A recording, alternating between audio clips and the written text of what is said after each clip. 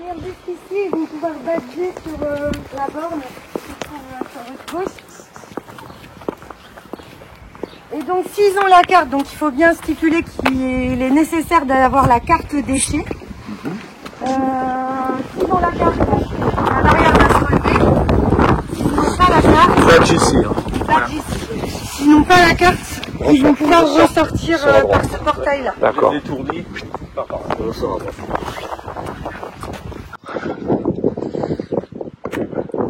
On a cette zone ici. Donc la signalétique va être mise en fin de semaine. Hein. Donc c'est pareil, il y aura sortie sans carte et ainsi de suite.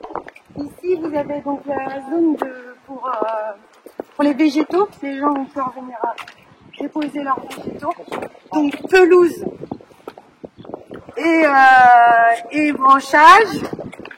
Voilà. Mélanger ou pas mélanger? Mélanger. Parce qu'aujourd'hui, on ne peut pas le faire comme à Serran. Ça peut être mélangé. À Serran, c'est bien différencié, mais ici, pour le moment, ce ne sera pas différencié. Ici, vous allez avoir la zone qu'on appelle gravat. Et donc ici, c'est séparé justement cette zone-là qui est la zone de retournement pour les camions. Ce qui permet que les usagers n'ont pas accès et qu'on garde une distance de sécurité pour tout le monde. Ah bon. Donc après Là, on a un exemple. les flux ont été disposés de façon à ce que l'usager commence par faire son tri. Donc, alors malheureusement, c'est pas encore installé. Ici, vous aurez les pneus, les textiles. Vous aurez ici sur les deux premiers quais le mobilier en multiflux, canapé, matelas. Ensuite, vous aurez tout ce qui est bois, toujours en mobilier. Ici, sur la partie gauche de ces bâtiments, ce sont des flux qu'on a ajoutés. Donc, c'est des nouveaux flux qui n'étaient pas présents sur 43 avant. Tout ce qui est jouets, articles de sport et de loisirs, articles de bricolage et de jardin, thermiques et non thermiques.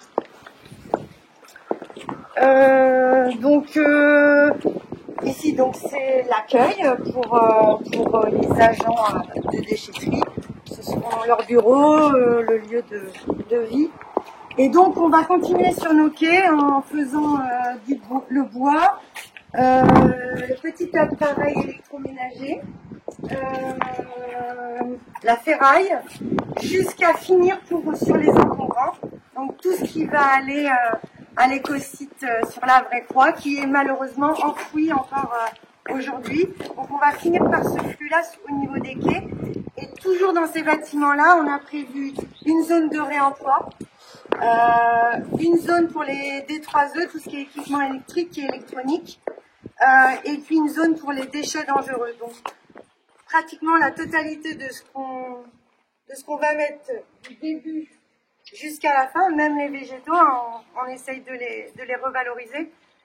Jusqu'aux deux derniers quais sont des choses qui aujourd'hui, avec la responsabilité élargie du producteur, ce sont des flux qui sont reconditionnés, revalorisés. Donc sauf les deux derniers. Voilà comment ça se présente. Les zones de réemploi, c'est là, Ouais. Oui, celle-ci, oui. C'est des produits en bon état.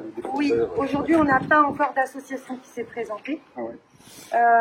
On a fait une démarche depuis plusieurs mois avec la chargée de TER, Clémentine Fisch, mais malheureusement on n'a pas encore débouché sur une association qui... Parce que ça, les objets susceptibles d'être réemployés, ce sont les employés de la déchetterie qui vont les sélectionner ou sont les usagers? Alors en fait, dans chaque territoire, ça peut fonctionner différemment. La problématique, c'est si on laisse accès aux usagers, souvent ça part un peu à la dérive. Donc à Serran, ça se passe très très bien. On a une association qui s'appelle l'association Rouage, qui a 2 magasins sur Malais 3, qui vient tous les mercredis matins en déchetterie de Serran, qui accueille les usagers et qui revalorise les déchets que les usagers déposent le mercredi matin. Le reste du temps, c'est mis malheureusement soit en revalorisation via les filières de l'État, soit ça part à l'encombrant si on n'a pas si ce n'est pas un matériau qui est aujourd'hui qui peut être recyclé. Donc aujourd'hui, il y aura 17 flux. Alors quand vous parlez de flux, c'est des catégories en fait. Des catégories. Oui. D'accord. Et auparavant, il y en avait combien? C'était... Alors auparavant, il y avait beaucoup moins parce qu'il n'y avait pas le bois modulier.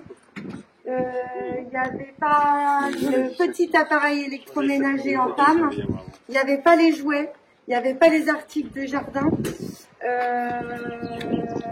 Thermiques et non thermiques parce que c'est des filières différentes. Voilà. Ouais. Oui, donc elle est beaucoup plus performante en termes de tri.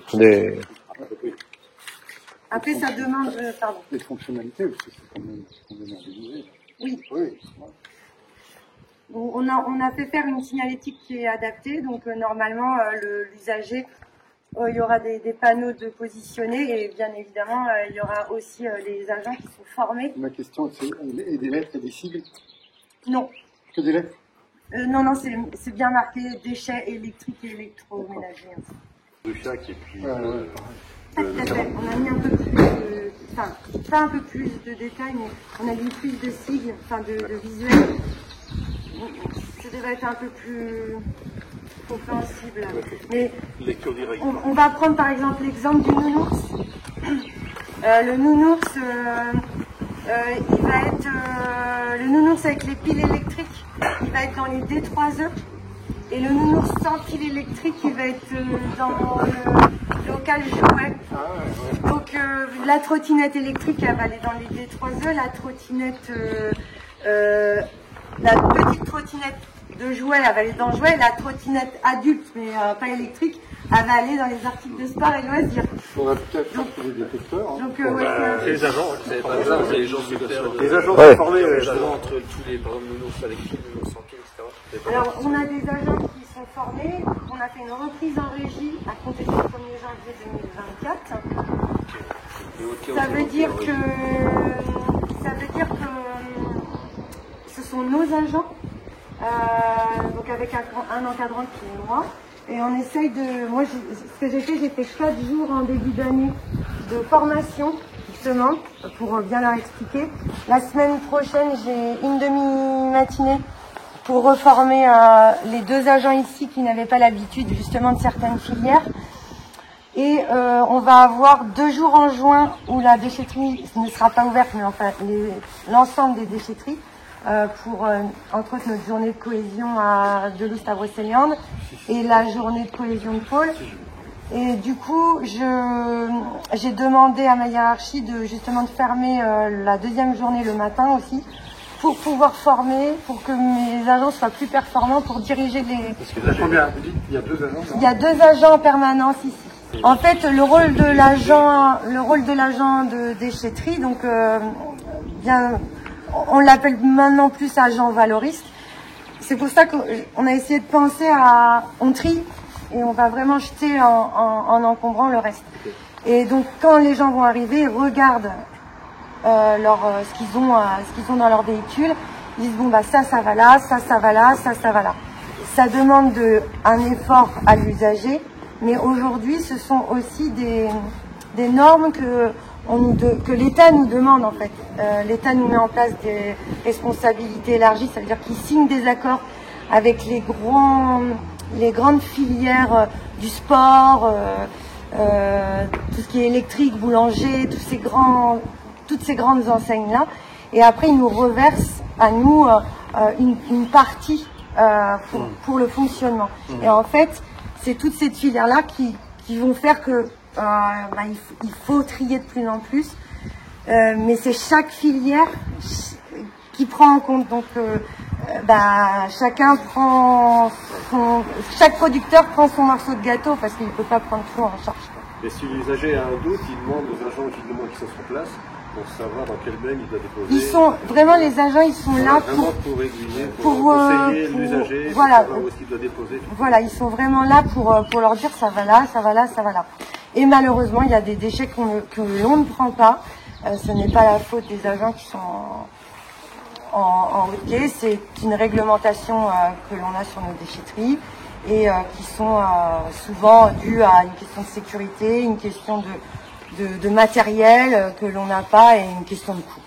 Il faut accepter, on peut voir des exemples, parce que je pense au bidon de désherbant, et il y en a quelques-uns qu'on retrouve sur le bord des routes. Qu'est-ce qu'on en fait de cela? Les bidons de désherbant. Alors normalement on se prend, Oui, d'accord, mais malheureusement, quand c'est les filières agricoles et que c'est des gros contenants, là c'est du professionnel, ça doit être pris par le vendeur, par le producteur. oui, d'accord, en théorie. En théorie. Sur l'investissement, alors parce que là, les chiffres ne sont pas les bons. Je les ai revus, non? Ouais. Effectivement, il y avait 4,5 millions, c'était 1 million. Ah oui, c'est ça. Donc il y a 1,5 million au total. Avec 400 000 d'aide. 450 000. Et l'ouverture est prévue pour quand? Ah, justement. Donc, Il y a un petit décalage. C'était prévu en juillet, ils ont fait de de la l'avance. condition climatique, Hein? effectivement, Oui. donc on n'a pas pu terminer comme c'était prévu. Mais c'était prévu en juillet. Faut alors. positiver, c'était en juillet, c'est en mai. prévu en juillet, donc On on a gagné va, on va suivre le discours de on a Monsieur gagné le quelques Président, mois. je pense que c'est Voilà. pas mal. On a tout à fait. des jours fériés aussi. Il y a un décalage, quoi, 15 jours. Oui, 3 jours. On espérait gagner 3 jours et de plus encore. Et là, ça va finalement être reporté. Samedi prochain. Samedi prochain. Oui, Samedi, au lieu de mardi, ça sera samedi. Ah, le 24, 25, 24. 24 ou 25. 25. Ce qui est tout à fait appréciable. Ouais, 25. Et vous parliez des cartes d'accès. Et il y en a encore beaucoup qui sont, enfin, beaucoup de gens qui n'ont pas réclamé, ouais. Et donc, on fait l'effort de montage qui a été fait, on était pas à 70%. Ouais, c'est ce que j'allais dire. Ouais. Là. 70% des gens du territoire étaient équipés de cartes. Ah, 70%, ouais, il en reste 30% quand même. Ouais. Du territoire, donc, ouais. L'OBC, quoi. L'OBC, enfin, hors guerre, quoi. Ouais, ouais. Pays de guerre. Puisque pays de guerre. Et du coup, ces gens-là, comment ils se procurent la carte? Il y a des permanences, Alors oui, ils peuvent prendre rendez-vous directement sur le site de l'OBC. Ils prennent un rendez-vous et ils peuvent se procurer une carte. Donc seuls sont admis donc les habitants du secteur de la Gacilly et de Malétroit.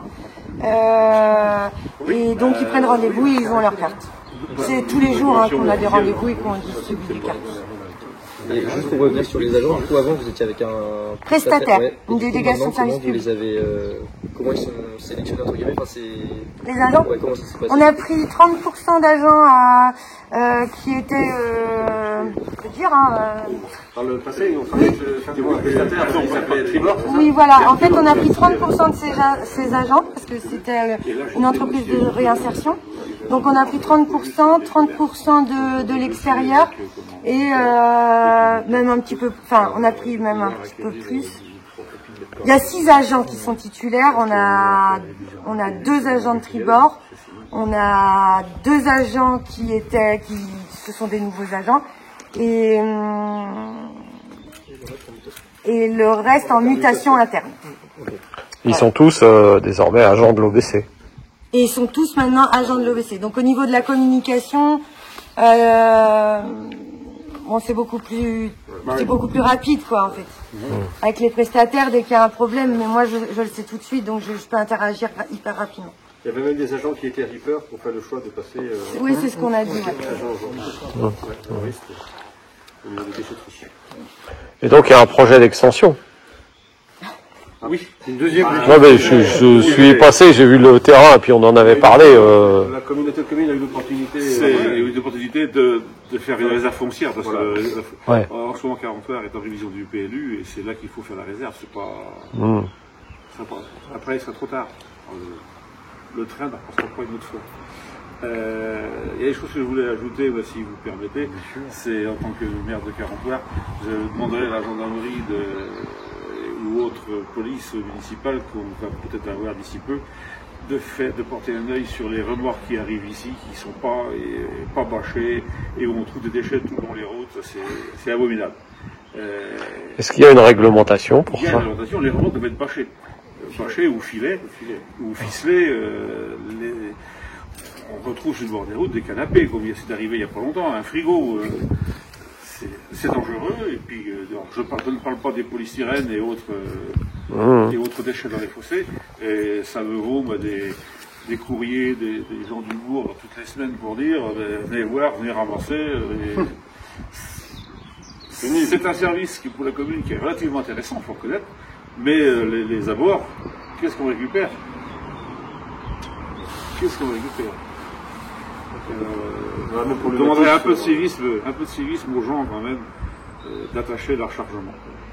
On a la même problématique sur Serran et Auchan. Le respect de la réglementation. Ah oui, la sécurité routière, ne serait-ce que la sécurité routière. Le bâtimentaire, pour le coup, là, on va respecter toute la réglementation en vigueur. C'est important par rapport à l'ancienne installation, qui, elle, on avait un certain nombre de tolérances ou de dérogations, mais on était border, et on était quand même dans l'obligation à un moment donné de revoir nos installations. On n'avait pas le choix, effectivement. C'était la dernière, voilà, c'est ça. C'était naturellement ça a été fait parce que c'était la dernière qui était la plus dégradée, donc du coup, c'est. Rapidement, on est revenu, en tout cas pour ce qui est de normes incendie, notamment avec la récupération des eaux de rinçage, le stockage des eaux de ruissellement pour les déchets verts et ceci. Enfin, tout ça, ça nous permet de rentrer dans la législation en vigueur quand même, d'un point de vue bâtimentaire. Et puis aussi, il y a l'accueil des, aussi bien des usagers d'ailleurs que des professionnels, que des agents. C'est qu'ils ont des locaux dignes de ce nom, parce que c'était une petite cabane, c'était avant. Donc là, ils profitent de douches et de choses comme ça, ou le code du travail, de l'oblige, de seul, de machin. La législation a été prise en compte pour le projet, évidemment. La surveillance par caméra, ça c'est pas la réglementation, ça c'est une. C'est fortement conseillé, qu'elle soit d'ailleurs en journée ou la nuit. Parce qu'en journée aussi, ça permet aussi quelquefois de désamorcer des conflits ou des soucis avec des usagers qui viennent, ou voilà, des choses comme ça. Et puis la nuit, évidemment, ou en tout cas pour les intrusions en période de fermeture. Quoi. Je crois que c'est un sujet que vous aviez déjà évoqué, monsieur le maire. Voilà. Le problème, c'est que le souci, c'est qu'il y a de la valeur le montant, facilement. Et puis souvent, le montant du vol n'est pas si important que ça au vu des dégradations qui sont causées par contre. Ouais. Puisqu'en fait, par rapport à une serrure comme ça, c'est peut-être, je sais pas, 150 balles, alors plus la serrurier, le machin, et ceci. En fait, on s'est aperçu qu'il a valu, je sais pas moi, une dizaine de batteries, quoi. Et on en a pour 500 ou 600 balles de réparation, quoi. Et donc, c'est, voilà. Donc, les autres déchetteries. La prochaine Horizon 26, notre magazine, là, il y aura un dossier intéressant sur les déchets. Je vous invite à le regarder. Les autres déchetteries sont aussi vidéo surveillées? Moins, ouais, c'est ça. Ouais. Moins bonne qualité, ouais. Parce que là, on a choisi des résolutions aussi qui permettent de bien voir les gens, et ceci et cela, voilà. Parce que avoir une caméra, on peut avoir une caméra, mais si les gens sont trop loin, ou voilà, si la nuit ne permet pas de voir correctement, donc en fait, on ne peut pas distinguer en fait bien correctement les gens. Donc, avis aux fraudeurs et aux autres voleurs, etc. Et il y a un système anti-intrusion qui n'était pas auparavant. Surtout donc une sécurité globalement renforcée, quoi. Oui, tout à fait. On a été visiter d'autres déchetteries, hein. C'est la tendance générale, hein. Qu'on a dans toutes les collectivités. On se rend compte que partout. Sur le plan environnemental, donc les eaux de pluie sont toutes récupérées, passent toutes par les bacs derrière. Là. Il y a un bassin de rétention. De décantation, qui permet de renvoyer les eaux pluviales. Le maximum d'eau. Et même en cas d'incendie, ça permet de zones de stockage, de zones tampons en fait, pour les eaux pas de réserve, et surtout pour les eaux des camions qui seraient polluées et qui n'aillent pas tout de suite dans le milieu naturel. Ça décante. Ils sont conservés et pour être dépollués ultérieurement, soit elles décantent, soit elles sont pompées et retraitées.